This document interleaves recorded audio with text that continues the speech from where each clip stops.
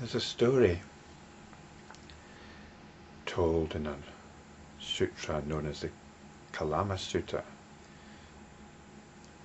It's one of those texts which belongs to the early Buddhist texts known as the Pali Canon.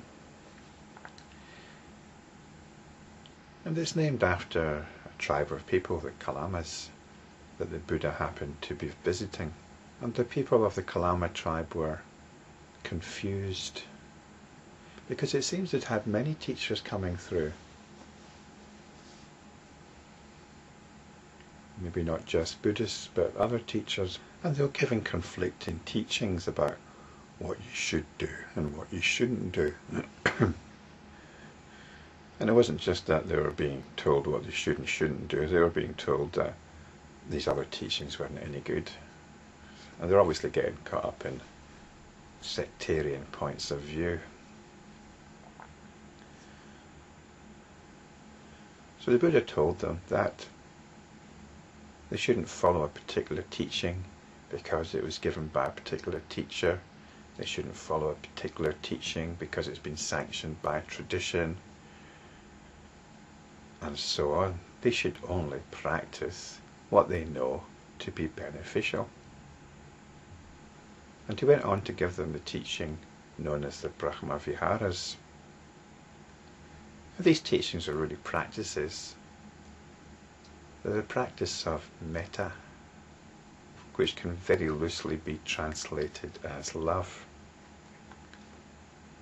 or kindness. Kindness is perhaps better than love because it's more obvious when it's being practiced. Kindness is love in operation. And the thing is, there's nothing selective about this kindness. It's universal. You practice it with respect to friends and foes and people that you've got no obvious feelings for one way or the other. So this was the first one, Metta. And the second one is Karuna, or compassion.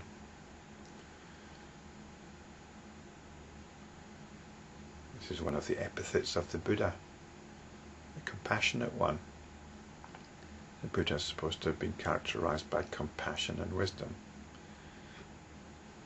And the third one is Mudita, or what we could call sympathetic joy. It's feeling glad when somebody else is happy. Feeling good when good things happen to other people. It's quite a subtle one, that, isn't it? What's your reaction when something good happens to somebody else? Perhaps it's really quite difficult to feel happy for them because you feel a bit jealous. They've come into a bit of money.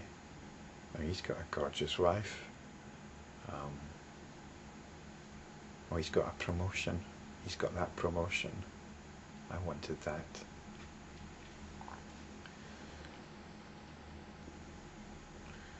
And the fourth one is Uppekha, or equanimity.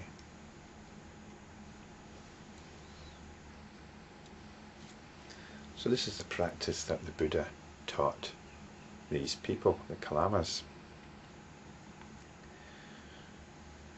I used to be a practicing Buddhist myself many, many years ago. I was involved with a group known as the Friends of the Western Buddhist Order. Very nice bunch of people. And they taught one of these practices known as the Metta Bhavana. Was one of the things that if you went along to one of their meditation centres, you would learn. You would sit there for 50 minutes, being directed to feel this universal loving kindness. First of all, you start off with yourself. It's important to feel this for yourself. Do that for 10 minutes. Then you feel it for somebody you like. It's supposed to be a bit easier, feeling this for somebody you like. And then you feel it towards a neutral person you imagine somebody that you don't really think about, and you feel this metta towards them. And then you feel it towards somebody that you've got positive dislike for, a definite dislike for.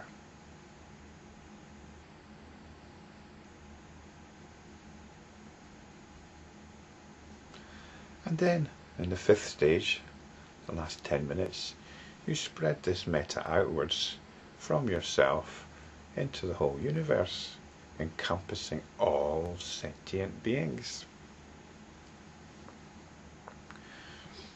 Sounds like a very wonderful practice, doesn't it? It was a practice, though, that I could never engage with. I suppose a part of me felt that there's something a bit contrived about this. Can you really just decide to generate this loving kindness?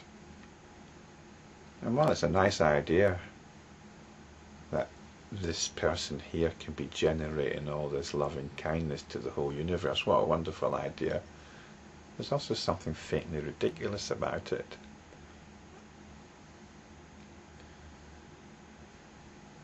And even if you could have some success in this practice,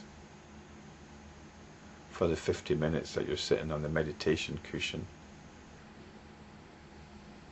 how does that spill over into the rest of your day? Is it really going to stop you feeling broken and disaffected?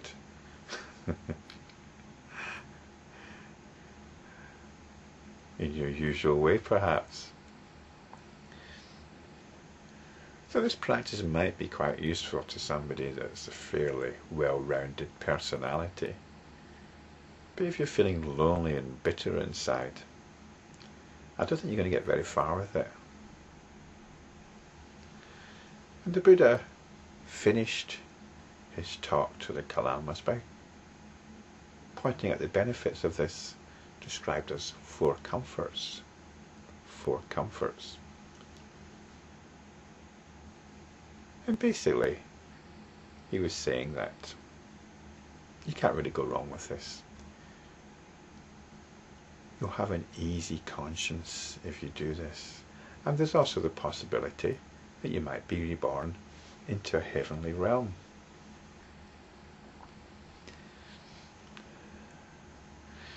And the point of this, and the reason I'm mentioning it, particularly in the context of the last few verses, which have been about practicing nirvana, enlightenment practice, it's been about touching Buddhahood. Well, the reason I mention it now is because it's in this context that this practice actually begins to make some sense. Over and above the benefits that the Buddha described to the Kalamas.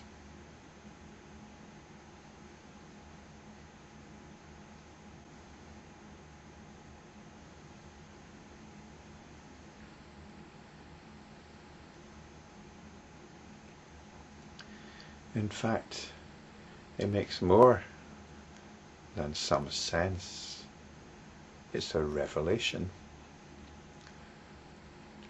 In the previous video, I touched on the secret of awareness.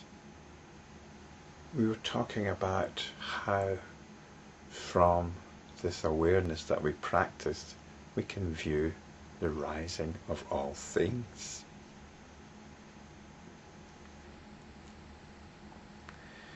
When we talk about awareness, though, it can seem a little bit dry. There is nothing dry about awareness. Awareness is liberating. In the past, I've spoken about an obstacle to this awareness, and it's what could be called your fundamental tone. It's basically your chief mood feeling a fundamental mood pattern. It's a tone which characterizes your own psychological makeup. Now, if you don't have this, that's fine. If you can really get into the beauty and joy of awareness, that's great. But personally, I always find there's a bit of a shadow. When I come back to this awareness, there's something inhibiting it. And I identify it as this fundamental tone. It's a habitual emotional posture with respect to being alive. It's possible to sidestep this tone and come back to pure awareness. But coming back to pure awareness, awareness is actually a dynamic practice. It's something you have to keep doing.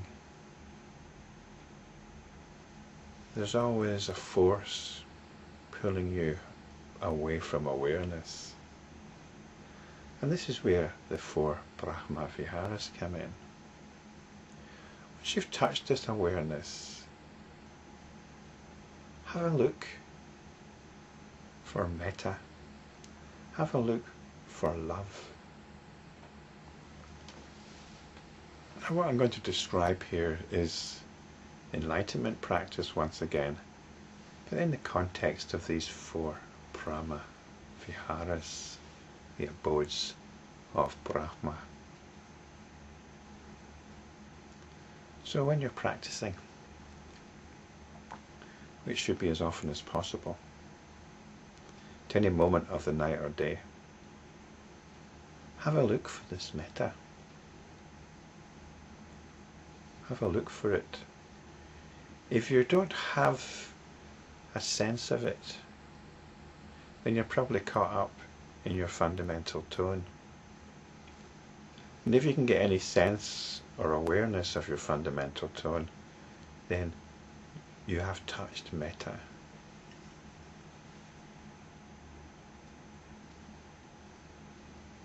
You've touched love, basically. It feels good. And as I said, it's a dynamic practice. There's always something wanting to pull you away. You become aware of that. It might be your fundamental tone, or it might be certain thoughts, certain feelings. Well, you embrace this. You embrace all of this in your awareness. This is compassion. You're not just embracing it in your awareness, you're embracing it in your metta, in your love. Everything which you feel inhibits you, embrace it. Everything which you feel is a threat, embrace it. This is metta and compassion in action.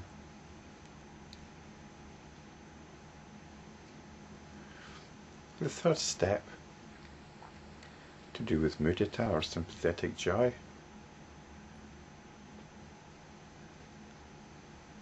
is our response to all the good things. We've looked at those things which inhibit us, which threaten us, which undermine us, which stress us. We've got this current of love running through it, but now we can focus on all the things which are good, all the things which are supportive, counting our blessings. They're not my blessings, of course. It's just a shift basically from half empty to half full. We're appreciating our good fortune. Our good fortune at being able to practice. Our good fortune at having access to these teachings. And the fourth Brahma Vihara is equanimity. And this validates this whole understanding, because this is what enlightenment practice is about. This is what nirvana is about. This wave of what in the context of the teachings could be described as divine love culminates in equanimity. And this isn't just sitting quietly in a tranquil, blissed out state. It's what gives us equanimity with respect to everything, with respect to the consensus reality out there, with respect to our own psychology, which consists of our own thoughts and our own emotions and feelings. It's consolidation of enlightenment practice.